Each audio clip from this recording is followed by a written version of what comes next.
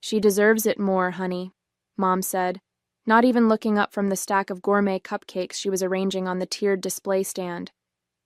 Jessica's always been more dedicated to her studies.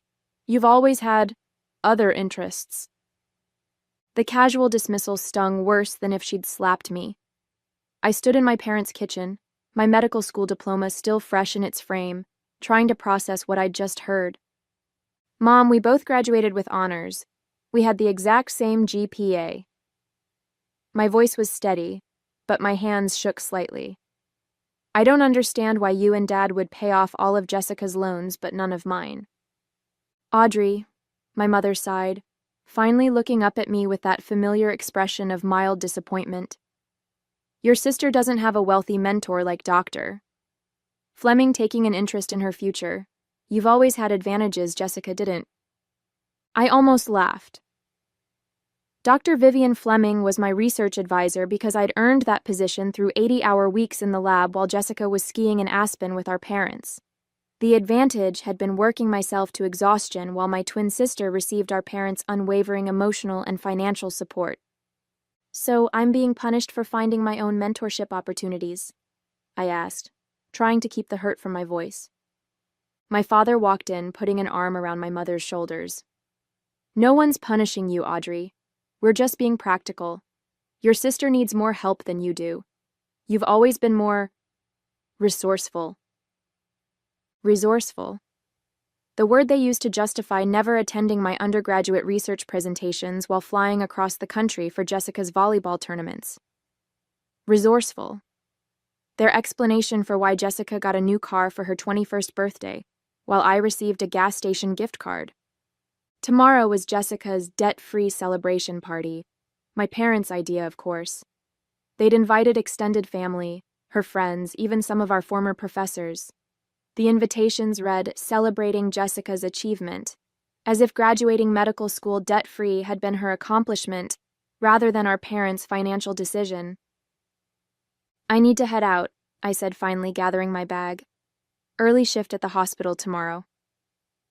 Will you still make it to Jessica's party? Mom asked, concern finally entering her voice, not for me, but for how my absence might affect my sister's special day. I'll be there, I promised, though the thought made my stomach twist. As I walked to my car, my phone buzzed with a message from Dr. Fleming. Need to speak with you urgently about the Patterson Fellowship. Big news. I stared at the screen, a cold realization settling over me. My parents' favoritism wasn't just unfair, it was about to become publicly humiliating, and there was nothing I could do to stop what was coming. My twin sister Jessica and I had been on oddly divergent paths since the moment we were born. I arrived first. She followed 6 minutes later. According to family lore, I was quiet and observant, while Jessica announced her arrival with strong, healthy cries. Perhaps that set the pattern for everything that followed. Throughout our childhood in Cleveland, Jessica was the outgoing twin, the one who made friends easily and excelled at sports. I was quieter, more bookish, spending hours in our local library learning about everything from astronomy to zoology. Our parents attended every one of Jessica's soccer games and dance recitals. My science fair victories warranted a quick, "Good job, Audrey," and a pat on the head. By high school, the pattern was firmly established. When we both announced our intentions to pursue medicine, our parents seemed thrilled, for Jessica. For me, there were concerned conversations about the workload and whether I could handle the pressure. Medical school isn't just about being smart, Audrey, my father had warned. It's about determination and grit. Jessica has always pushed herself harder. The irony was painful. Throughout undergraduate studies at Ohio State, I maintained a perfect GPA while working part-time to cover expenses. Jessica struggled with organic chemistry and physics, requiring expensive tutors our parents readily provided. When she needed to retake the MCAT, they paid for an exclusive prep course. When I scored in the 98th percentile on my first attempt, they simply nodded and said, "That's nice, dear." Despite everything, I never resented Jessica. She was my sister, my twin, and I loved her. She didn't create our parents' favoritism, she just benefited from it. Sometimes I even thought she felt uncomfortable with their obvious preference, though she never said anything directly. We both got accepted to the same medical school in Michigan, and for 4 years, we studied together, supported each other through grueling rotations, and celebrated each other's successes. I thought perhaps finally our parents would see us as equally accomplished. Instead, they found new ways to elevate Jessica's achievements while minimizing mine. When I was selected to present research at a national conference, Jessica had coincidentally received an award for community service that same weekend. Guess which event our parents attended? But everything changed during our final year, when Dr. Vivian Fleming, a renowned neurosurgeon, took notice of my research on pediatric traumatic brain injuries. Under her mentorship, I flourished. For the first time, I had someone who recognized my potential, who pushed me to excel not despite my personality, but because of it. "You have a gift for research, Audrey," Dr. Fleming told me once. "You see patterns others miss. That kind of insight can't be taught." If only my parents could see me through her eyes. The morning before Jessica's celebration, I met Dr. Fleming in her office. She was a striking woman in her 60s with silver hair and penetrating blue eyes that missed nothing. Her office walls were covered with awards, published papers, and photos with medical luminaries from around the world. "Audrey, sit down," she said, gesturing to the chair across from her desk. "I have extraordinary news." My heart raced. For weeks, I'd been waiting to hear about the Patterson Fellowship at Johns Hopkins, the most prestigious neurosurgical research position in the country. Only one graduating medical student nationwide would receive it.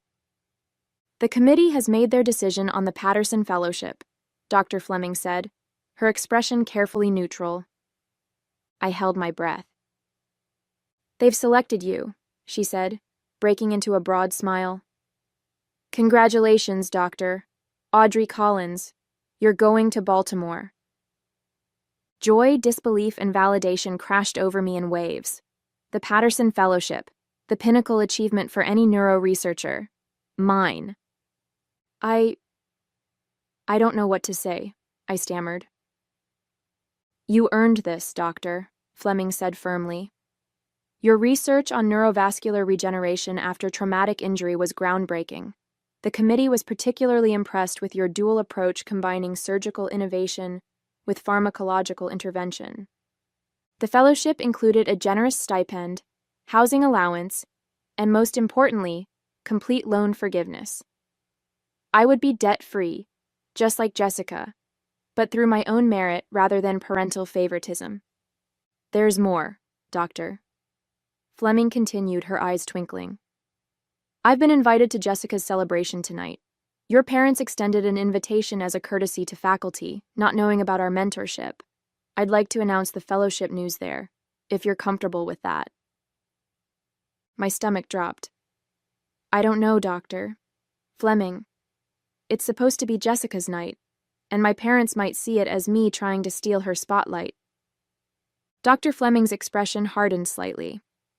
"Audrey, I've observed your family dynamic over the past 2 years. I've seen your parents at hospital functions, heard how they speak about both you and your sister. I understand your hesitation, but sometimes recognition needs to be public to be acknowledged at all." She was right, of course. If my parents heard about the fellowship privately, they'd find a way to minimize it or attribute it to luck rather than achievement. "Okay," I nodded slowly. "You can announce it." As I left her office, my phone buzzed with a text from Jessica. "Mom's going overboard for tonight. It's embarrassing. Wish she'd put this much effort into celebrating both of us graduating. See you there?" Heart, I stared at the message, confused. It was the first time Jessica had ever acknowledged our parents' unequal treatment. Before I could formulate a response, another text came through, this time from my mother. "Don't forget business casual for tonight, and please, let your sister have her moment. This is very important to her." The contrast between the two messages was jarring. Perhaps I had been wrong about Jessica all along, and perhaps tonight would reveal truths my parents had been avoiding for 26 years. Jessica's debt-free celebration was being held at an upscale restaurant in downtown Detroit. My parents had rented out the entire rooftop terrace, an extravagance that surely cost thousands. As I stepped off the elevator, I was greeted by a large banner reading, "Congratulations, Doctor Jessica," with no mention that there were, in fact, 2 Dr. Collins in the family now. I smoothed down my navy blue dress and took a deep breath. This was Jessica's night, regardless of what Dr. Fleming planned to announce. I wouldn't let years of resentment ruin my relationship with my twin. "Audrey!" Jessica spotted me immediately, breaking away from a group of relatives to rush over. She looked stunning in a silver cocktail dress, her blonde hair, identical to mine in color but cut in a trendy bob while I kept mine long, styled perfectly. "Thank God you're here. Aunt Patty has asked me 5 times if I have a boyfriend yet." I laughed despite my nerves. "What did you tell her?" "That I'm married to medicine, but if she knows any eligible neurosurgeons, I'm taking applications." Jessica linked her arm through mine. "Seriously though, this is ridiculous. Mom invited half the medical school. Dean Wilson is here." I scanned the crowded terrace and indeed spotted the dean chatting with our father. Wow, they really went all out. Too all out. It's mortifying. Jessica lowered her voice. "And why just for me? We both graduated. We both worked our asses off." The knot in my stomach loosened slightly. Maybe Jessica was more aware than I'd given her credit for. "Audrey! Jessica!" Our mother appeared, champagne in hand. "Jessica, the Hendersons just arrived. You remember Thomas Henderson, the chief of surgery at Cleveland Memorial? You should come say hello." She took Jessica's arm, effectively separating us, then glanced back at me. "Audrey, could you check if the caterers have put out the gluten-free options? Your cousin Beth is being difficult about her diet again." And just like that, I was relegated to catering management while Jessica was paraded before hospital administrators. Some things never changed. I was directing waitstaff to the correct table when Dr. Fleming arrived. She looked elegant in a crimson pantsuit, commanding attention without effort. "Audrey," she said warmly, embracing me, "are you ready for our announcement?" "I'm not sure," I admitted. "The timing feels complicated." Dr. Fleming surveyed the party, taking in the banner, the professionally decorated cake with just Jessica's name, the slideshow of photos that featured Jessica prominently with me occasionally visible in the background. "I see," she said quietly. "More complicated than I realized." Across the terrace, I watched as my parents introduced Jessica to Dr. Margaret Wu, the chief neurosurgeon at Detroit Medical Center, where both Jessica and I had applied for residency positions. My stomach clenched. Were they trying to secure Jessica a spot through personal connections? "Dr. Fleming," my father had spotted her and was now approaching with my mother and Jessica in tow. "What an honor to have you join us. I understand you've done some work with Audrey." "Some work?" Dr. Fleming raised an eyebrow. "Audrey has been my primary research partner for the past 2 years. Her contribution to our traumatic brain injury study was instrumental to its success." My parents exchanged a glance I couldn't quite interpret. "How nice," my mother said vaguely. "Jessica has also been very involved in neurosurgical research. In fact, Dr. Wu was just saying how impressed she is with Jessica's application to her program." I felt a flush of anger rising in my cheeks. Jessica hadn't done neurosurgical research. Her focus was neuropsychiatry, an entirely different field.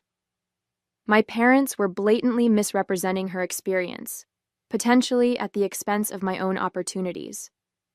Dr. Fleming's expression remained pleasant, but I could see a steely glint in her eyes. Is that so? How fascinating. I was under the impression that Jessica's focus was on psychiatric applications rather than surgical interventions. An awkward silence fell over our small group. My trap of hope was closing around me. This announcement was going to make things worse, not better. The dinner portion of the evening was underway, with my parents seated at the head table alongside Jessica, our grandparents, and Dr. Wu. I was placed at a secondary table with cousins and family friends, close enough to hear the conversation but not participate in it. "We always knew Jessica was destined for greatness," my father was saying to Dr. Wu. "Even when the girls were little, Jessica showed such determination. She's always been our ambitious one." Each word was a tiny dagger. I pushed my food around my plate, appetite gone. Nearby, Dr. Fleming was seated with other faculty members, occasionally catching my eye with sympathetic glances.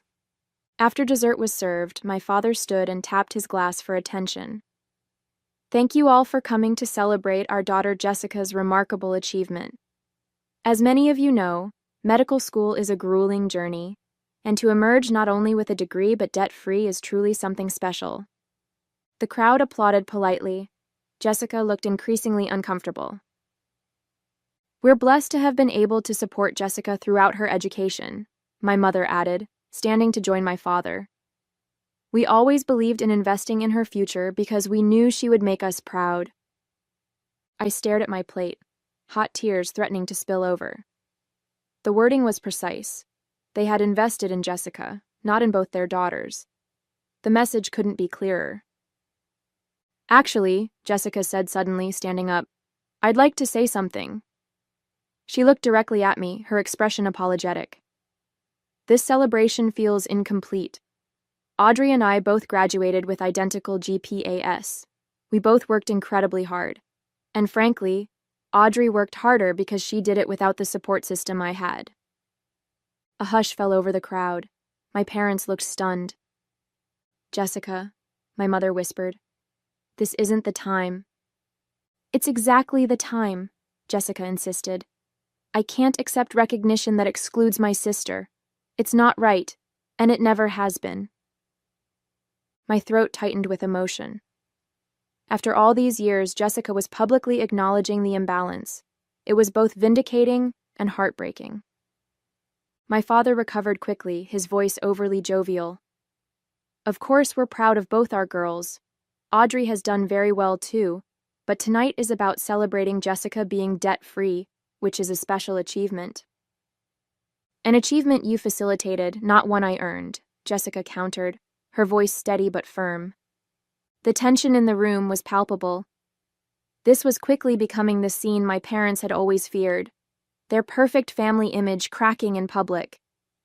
Dr. Fleming chose that moment to stand. "If I might add something to this conversation," she said, her authoritative voice cutting through the murmurs. "This seems like an opportune time to share some news about Audrey that many of you may not be aware of."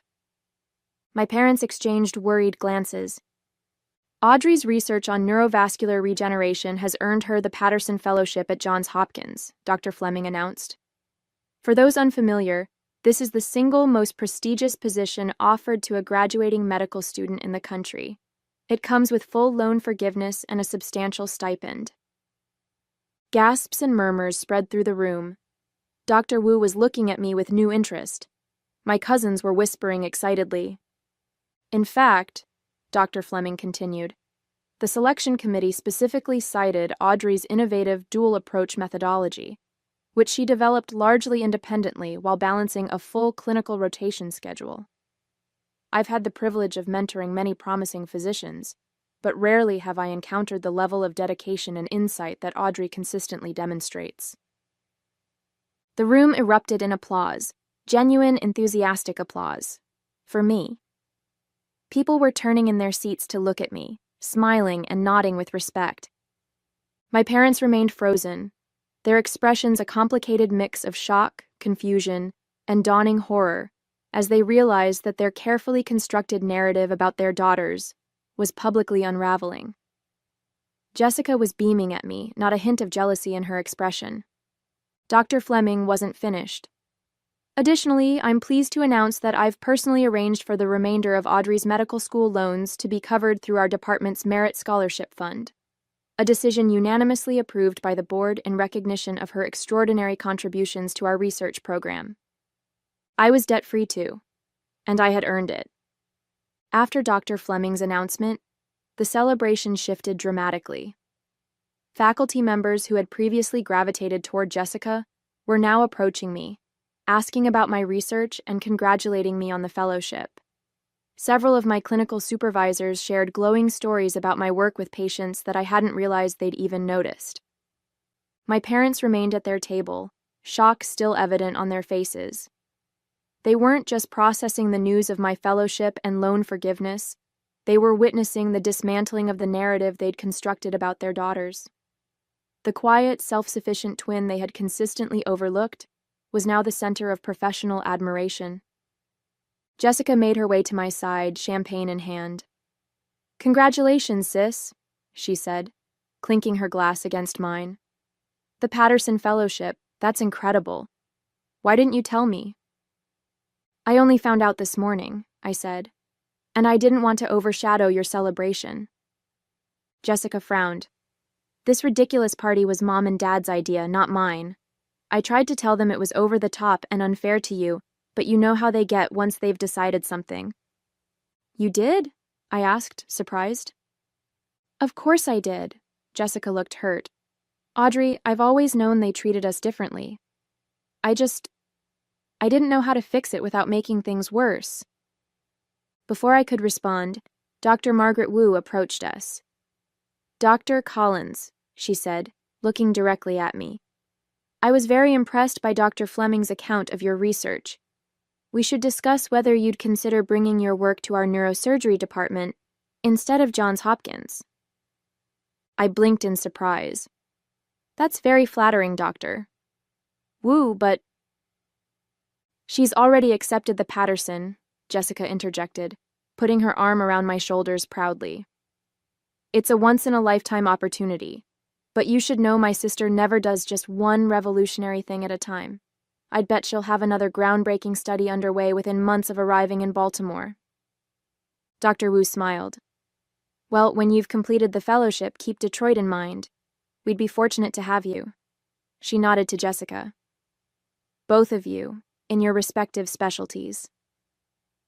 After she walked away, I turned to Jessica in amazement. "You didn't have to do that. I know you wanted to stay in Detroit for your residency."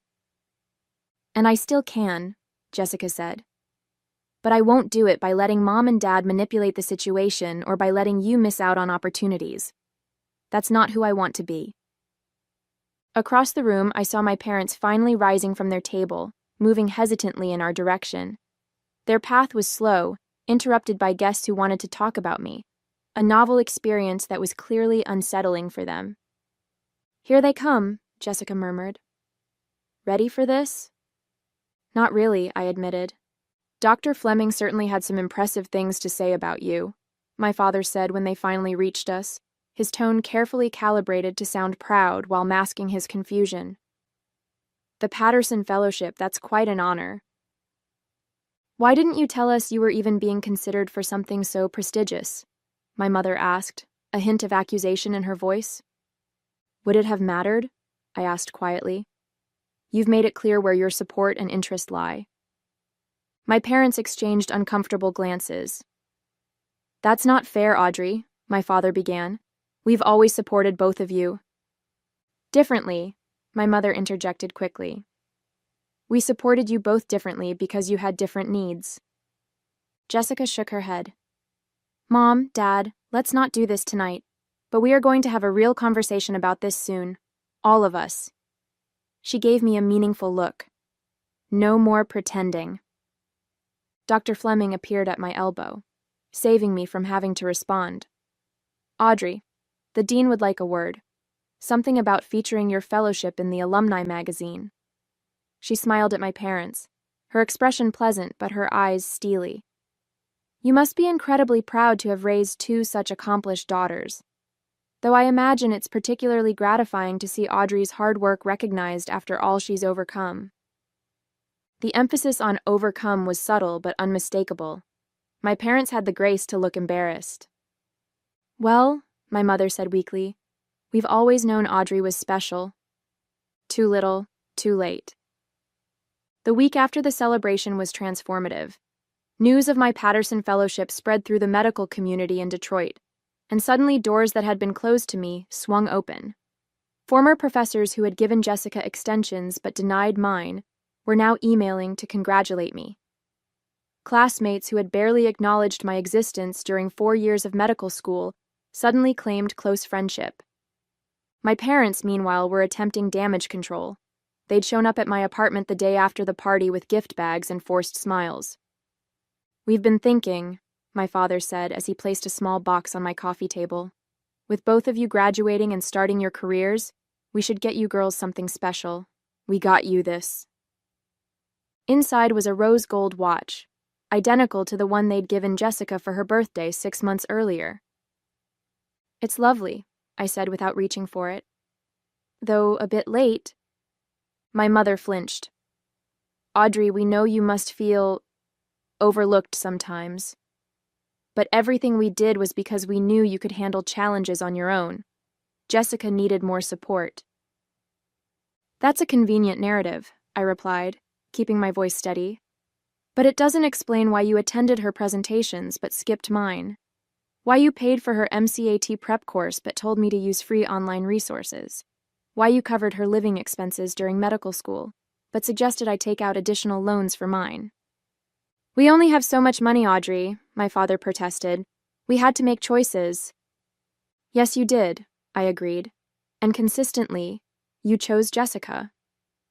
My mother's eyes filled with tears. "We love you both equally," she insisted. "Maybe you do," I conceded. "But you haven't treated us equally, and watches and belated recognition won't change that." The phone rang, Dr. Fleming calling to discuss my upcoming move to Baltimore. I answered it gratefully, turning away from my parents' stunned faces.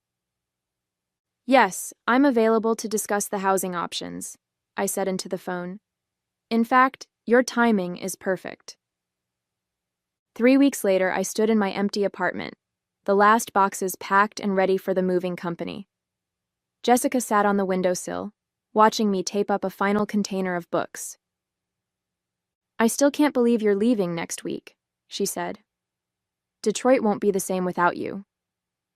"You'll be too busy with your residency to notice I'm gone," I teased, though there was truth in it.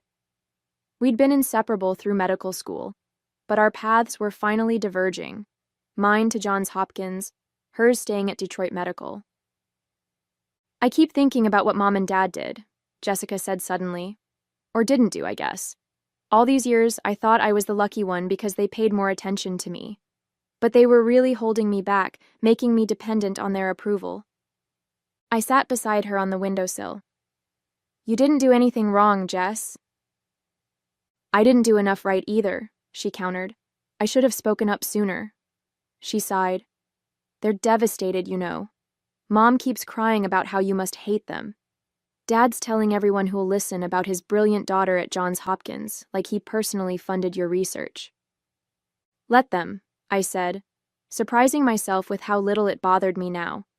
Their approval doesn't define me anymore. And it was true. The constant ache of seeking validation from parents who would never truly see me had finally subsided. Dr. Fleming's mentorship had shown me what genuine support looked like, challenging me when I needed pushing, defending me when I needed protection, and always seeing my potential without qualification. "So what happens now?" Jessica asked. "With us, I mean." I took her hand. "We find our own way forward, without the competition they created between us." "I'd like that." Jessica smiled, squeezing my hand. "Dr. Audrey Collins, Patterson Fellow. I'm so proud of you, sis." For the first time in years, I felt completely at peace. The path ahead was challenging but clear, and entirely mine to navigate on my own terms.